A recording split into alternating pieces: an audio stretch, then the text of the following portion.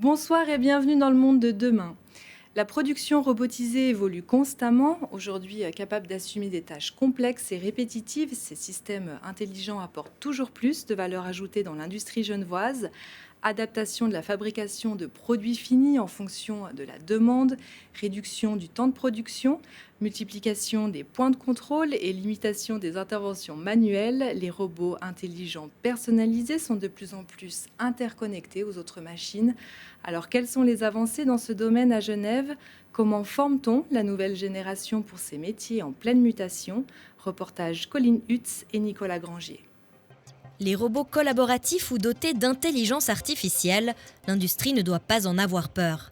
Bien maîtrisés, ils permettent d'aider les entreprises à améliorer leur précision et leur productivité face à une concurrence acharnée.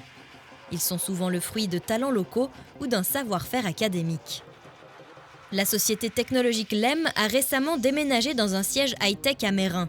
Le groupe dispose d'unités de production à Genève et en Asie. Ces capteurs de mesure de courant et de tension sont mondialement reconnus. Il s'est équipé de lignes de production dernier cri dotées de robotisation intelligente, un investissement qui comporte plusieurs atouts. On peut avoir un volume de production plus important. Deuxième avantage, c'est grâce aux économies d'échelle, le coût unitaire est beaucoup plus compétitif. Et troisièmement, aussi, la qualité des produits est supérieure grâce à la surveillance systématique des produits. Chez LEM, on a su diversifier les produits. Au début, en 1972, il s'agissait de composants de tramway, puis d'équipements ferroviaires, automobiles et énergétiques. Au fil du temps, les solutions se sont davantage miniaturisées pour répondre aux exigences pointues des clients. La qualité ne peut se permettre aucune défectuosité. Il faut bien comprendre que nos produits sont absolument essentiels dans le bon fonctionnement de nos machines, des voitures, des véhicules électriques, etc. Et c'est à cause de ça que nous, on se focalise énormément sur la bonne qualité de nos produits. On les livre à nos clients seulement qu'on on a la confiance que ces produits marchent bien. Sur cette ligne, les étapes permettent notamment de standardiser au mieux les calibrations. Que ce soit sur une ligne semi-automatique finalement ou sur une ligne automatique, on va retrouver les grands procédés qui sont l'assemblage du capteur, on va dire la partie mécanique. Une des grosses thématiques, c'est justement la calibration. Et ensuite, on aura toute une partie de tests électriques, de tests fonctionnels, etc. Voilà, qui nous permettent de garantir la qualité des produits qu'on met sur le marché. Les opérateurs et opératrices n'ont pas été remplacés par les robots, mais sont continuellement formés à des tâches plus complètes.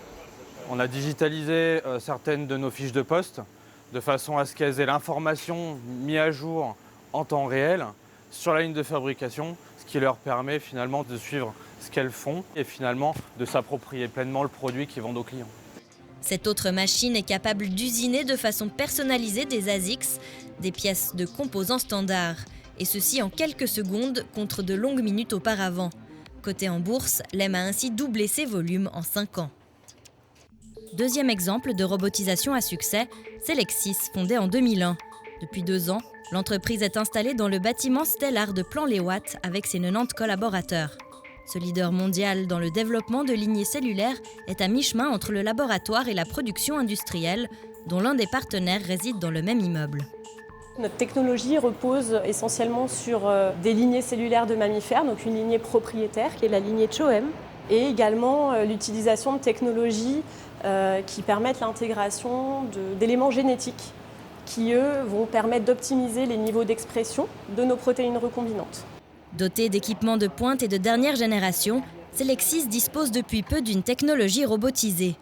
La robotisation lui permet de mettre au point des technologies disruptives de développement de lignées cellulaires qui améliorent fondamentalement le développement et la production de biomédicaments, conduisant à la commercialisation de 10 médicaments et à la production de 160 autres actuellement en essai clinique. Un robot unique qui libère les opérateurs des tâches les plus répétitives. On a une plateforme qui va pouvoir tourner, travailler nuit et jour, 24 heures sur 24, 7 jours sur 7, ce qui nous apporte énormément de flexibilité et nous apportera aussi de la qualité et de la précision dans les maintenances de routine de nos lignées cellulaires. Embauché pour mettre au point cette machine intelligente, Pierre-Olivier Régamet a conçu un appareil personnalisé unique, apte à manipuler des récipients aux formes particulières. L'automation de laboratoire gère classiquement des volumes comme ceci. avec des plaques comme celle-ci, qui sont des plaques rectangulaires. L'automation de Selexis, elle, devait plutôt s'adresser à des volumes, à des récipients différents tels que celui-ci. On n'est plus tout à fait dans le domaine de l'automation de laboratoire. On a des volumes supérieurs qui sont bien inférieurs au volume de l'automation industrielle, mais qui sont inhabituels pour l'automation de laboratoire. Une machine conçue pour aller vers l'utilisateur et non l'inverse.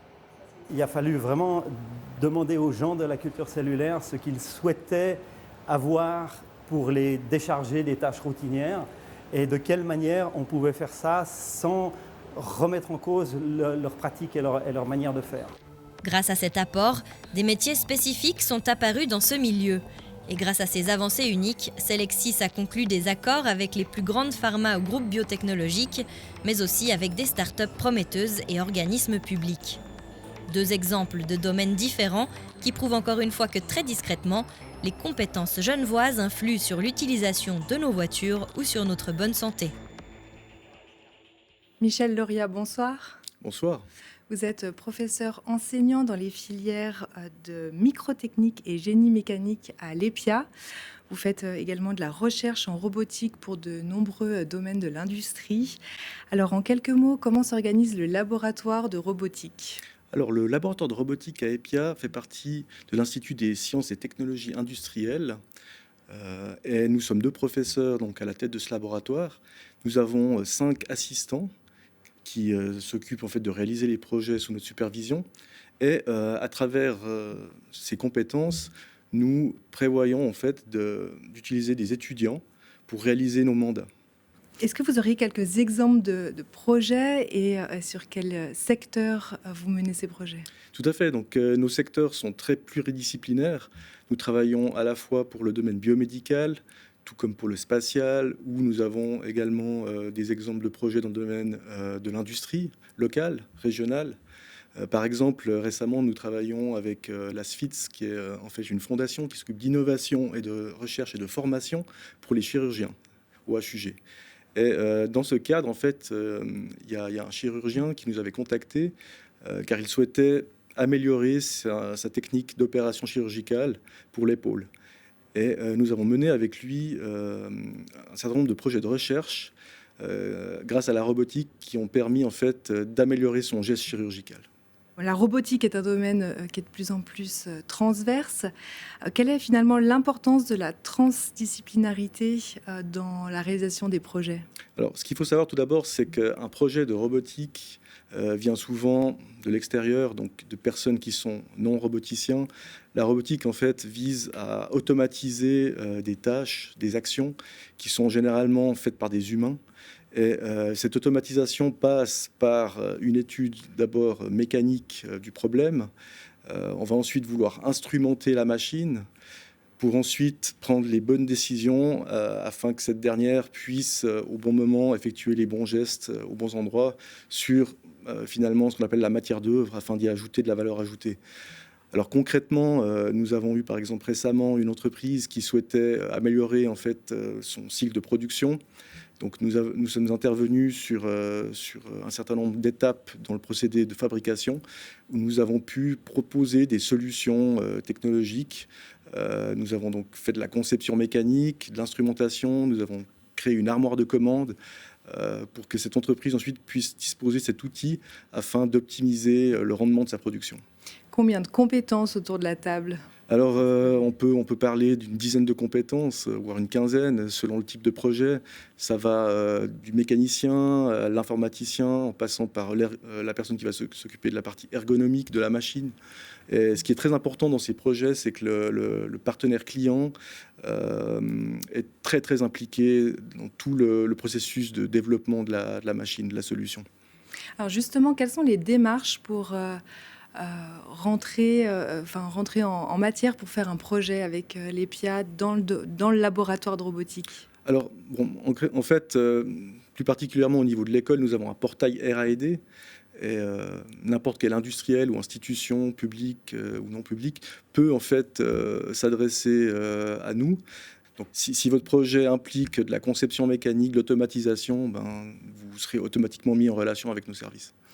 Alors, la robotique évolue constamment. Quelle est l'évolution que vous arrivez à retirer aujourd'hui avec toutes ces années d'expérience? C'est difficile de parler d'un changement de paradigme brusque en robotique. Ça fait depuis les années 50 que la robotique existe.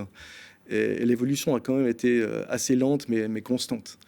Mais je dirais les plus grandes évolutions vont se faire lorsqu'on sera capable de lâcher nos robots dans l'environnement humain. Parce que finalement, c'est la notion d'environnement qui est très importante en robotique. Le robot doit-il ou non interagir dans un environnement partagé avec l'humain?